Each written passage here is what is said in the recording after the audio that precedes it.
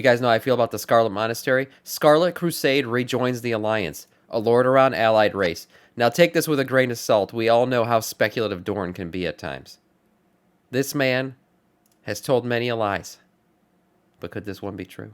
As you may already know, the Scarlet Crusade left a bunch of pamphlets back in BFA on how they plan to infiltrate the Alliance, how they're hiding the true heir to the throne of Lordaeron and the Manitil bloodline, that artists had also hidden, that they will install. Get ready for a Ridge Wallet ad, that is coming. Is removed. Well, Anduin is gone. Is the boss dead? Yeah. We're getting not a without new you, Scarlet Crash. Crusade cosmetics out of nowhere in the trade post. Even Arnold more time. interestingly, right now the Alliance is does ruled sound by like REJOINS, Arnold. who is a Lordaeron nobleman, a fanatic to the light, doesn't really like undead, and he was time traveling when all the Scarlet Crusade atrocities happened. Furthermore, there are heavy hints of Gilneas being restored in the near future, as well as Lordaeron and a potential revamp of the old zone. So, could we legit see a faction of the Scarlets joining the Alliance, representing Lordaeron, and actually being playable?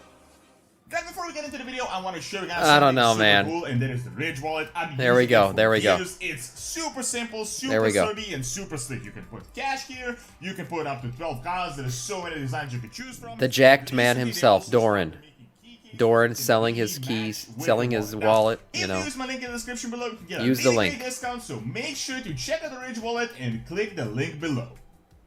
The Scarlet Crusade. It is still just humans, but I mean, it's a really weird thing when you really think about it. I mean, yeah, how would you even incorporate the Scarlet Crusade as an allied race? We have faced off against, but when you think about it realistically, they are actually the good guys that eventually got super radical due to events that were largely out of their control. I mean, technically, the Scarlet Brotherhood, as they're called now, or the Scarlet Crusade, are literally the Knights of the Silver Hand, the soldiers of Lordaeron that rightfully so defended their kingdom from an invasion unlike anything that ever happened in history, and they vowed to defeat the undead and free their homeland. While of course they're trying to remove undead that are also former Lordaeron citizens, we can't really make the argument that the Forsaken have been in the right either, or the Forsaken are the good. I mean, aren't the Highland Tauren just Tauren, right?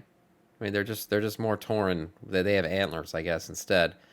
There's a lot of allied races that are really nothing more than just a variation on other race. I get what you're saying. The Scarlet Crusade, they're just regular humans.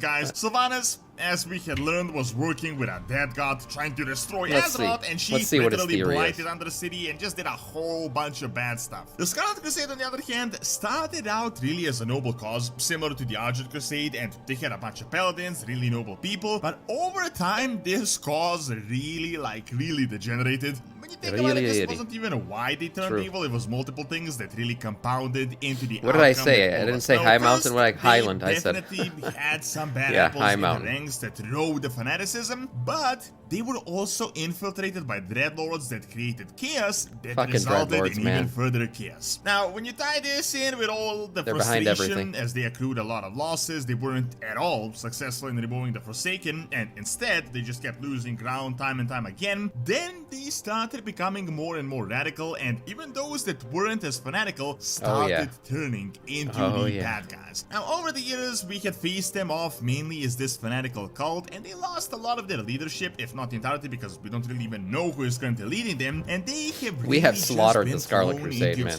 As far as we know, when the Fourth War ended back in BFA, the Scarlet Brotherhood was formed with a new ideology where they wrote a bunch of propaganda pamphlets stating that they talking shit about Anduin, that they really don't like Anduin, and they do like him, and that also apparently they have an heir to the throne of Lordaeron. Now, all of this is already old and stale information, but most recently, I wonder if they're going to go anywhere with that. Things changed even in Dragonflight. First, we literally just got 10.0.7 trade post all of a sudden. Scarlet Crusade cosmetics were data mined, which could be a hint that they're still relevant and that Blizzard is actually thinking about these guys. They weren't just Scarlet Monastery Mythic Plus, just remember how when Blizzard works on expansion, they always like to include assets in the current one, which is why we got some Dragon Mounts and Shadowlands. We speculated that the expansion would be related to dragons, and you know, we have Dragonflight.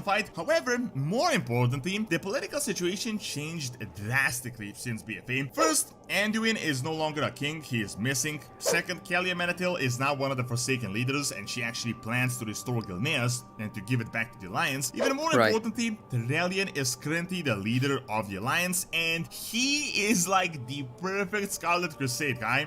First, he likes the idea of restoring the Alliance. Even more importantly, he is literally a Lordaeron nobleman, which means they would instantly respect him. He was a Knight of the Silver Hand, a paladin like much of the Scarlet Crusade, and most importantly, since he has been gone, he has been really missing out on a lot of Scarlet Crusade atrocities, so I could totally see him being sympathetic to their cause. So let's Blades of Light, look at some of these pamphlets that we have and what the goals of the Scarlet Brotherhood actually is, and let's look at all this stuff in a lot more detail. I'm not going to cover everything because there really is a lot to unpack, but let's really quickly summarize what they're going to do. Let's see what point he's trying to make here. These propaganda writings could and more than likely are actually just straight out misinformation, but the gist of it is that they really do not like Anduin. Yeah, they hate Anduin. See him as a traitor to the human race. They know he attempted to make peace with the Forsaken, and they despise him because of that. On the other hand, the Scarlet Brotherhood likes Gen Greymane, but in terms of liking him, it's more like they kind of see him as a means to an end. They know Gen has a bone to pick with the Forsaken, that he really doesn't like them, but at the same time, the Scarlets don't like the fact that he's a Borgin, and they see him and his kin as not really like impure humans. Better than the undead. That's what they see them as. To get rid of them. Too much politics in these three kingdoms, just live peacefully in Kalimdor. Discard Gen and just get rid of the Borgin. Now, most interestingly, out of all these pamphlets, is the so-called Last Manitou. Apparently, even before when that Arthas was was alive and when he was young, his sister Kalia had a child with a nobleman of the Alati bloodline. Oh, Kalia fucked? What? But Arthas hid this child until he could start his own heir. Since the Scourge and the Lich King happened, he never actually got an heir, so... He was supposed to pound Jaina and start his heir, but he never did. His pull-out game was too strong. He went to Northrend, and you know how the rest goes. According to the Scarlet Crusade, they have the child, the actual heir to the throne of Lordaeron, as legit. Man, imagine the legitimate heir showed up for Lordaeron. Of course, it is secret. They apparently plan to reveal this child soon once the traitor Anduin is exposed, and they say that the Manitil dynasty will be restored. Now, keep in mind, I'm not really sure how blood tests work exactly in the Warcraft universe, but this could and more than likely is just a straight out lie. As far as we know, man, Kalia's something else. Kalia Manitil actually has a daughter, but honestly, I think if this entire writing was true, this would make for a super interesting storyline. First, because this son would probably be 15-20 years old, so he could totally become a legit king and we could get like a new artist type character. However, the most important point is that this story happened in BFA. Wait a minute, is this a play like on... Is this another play on Star Wars? Wouldn't that make that new kid Kylo Ren? You know? And his uncle would be Darth Vader. Technically, Arthas Menethil. I mean, I think Kylo Ren, it was his grandfather that would have been, right? But it's same story. Different play. And interesting. Since Shadowlands, a lot of things changed. First, the traitor king they plan to remove, Anduin, is actually gone from the throne. Most importantly, there have actually been quite some changes around their base operations. Kalia Manitil, that the Scarlets don't like because she's like a half undead, is now a Forsaken ruler, and she managed to reconquer Lordaeron. Second, as there was a time skip, Lordaeron's it's gotta come back, man. Since this point, which is a really long time in the Warcraft universe. The Alliance in the Court. If Lordaeron did come back, it probably be a bi-factional city.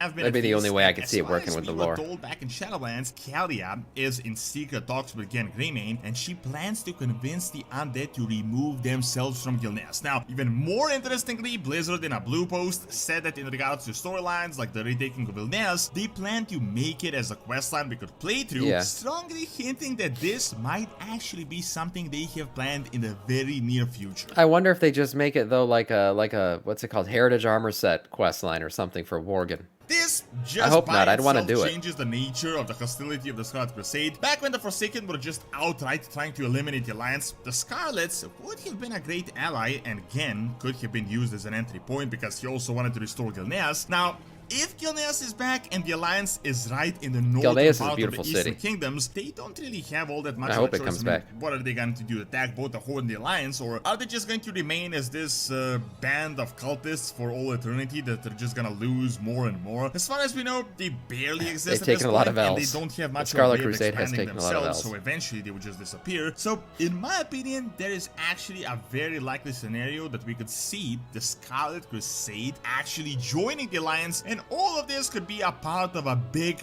revamp of the entire continent. We could see Gilneas back with the Alliance, the Forsaken getting their own land, and the Scarlet Crusade getting their own land as well, which could of course become Alliance territory, and Blizzard already confirmed they no longer plan to have faction conflicts like they had in the past. Now, that is cool, which is why Lordaeron could be a bi-faction city. Fanatical side of the Scarlet Crusade? In my opinion, I think this could all be a part of a future expansion, and it would really all depend on the context. The Scarlet, despite being villains, are not actually just outright evil. They're sympathetic villains. They're just a lot of just and noble warriors and paladins that have really been at the whims of these fanatics that control the Scarlet Crusade, plus the Dreadlords. So I could totally see them splitting and a part of them joining us and us helping them free themselves from these fanatical guys. Of course, the Scarlet Brotherhood is a joke at the moment, so definitely this wouldn't be an entire expansion worth of content. But if we get like a Void or Light Invasion or whatever, they could go crazy in their fanaticism and ally themselves with the invaders. I think the biggest factor that could win over the Scarlets to the side of the Alliance is the fact that, as I said, a Lordaeron nobleman is the ruler of the entire faction. I'm guessing some of them potential fanatical Lordaeron nobleman, more fanatical in terms of the light than some of the Scarlet Crusade, and Tyrellian is also not exactly a huge fan of the undead. This could of course lead into a possible villain arc as well, but who really knows what could happen at this point in time. However, this could be a really interesting thing to happen, and seeing how iconic the Scarlet Crusade is, it would be cool to get them as an allied race. I know they're not exactly all that different from regular humans, but some storyline could happen with them, maybe even getting Lightforged Scarlet Crusaders, depending on what the Lightforged Scarlet Crusaders. Thank you for watching. Check out Queen of Shards Returning Dragonflight by clicking on the screen, and check out Donald's Academy for videos on real world history. See you next time. Not bad, not bad. I'm not sure I believe anything he just said there. Probably all a bunch of bullshit. But I do see the Scarlet Brotherhood, as they are known now, playing some type of role in the future. I don't know if it's anything beyond, hey, maybe we get a Mythic Plus out of it or something. But we'll see. I always like the story of the Scarlet Crusade and Scarlet Monastery. I'm just fucking nostalgic for, beyond belief.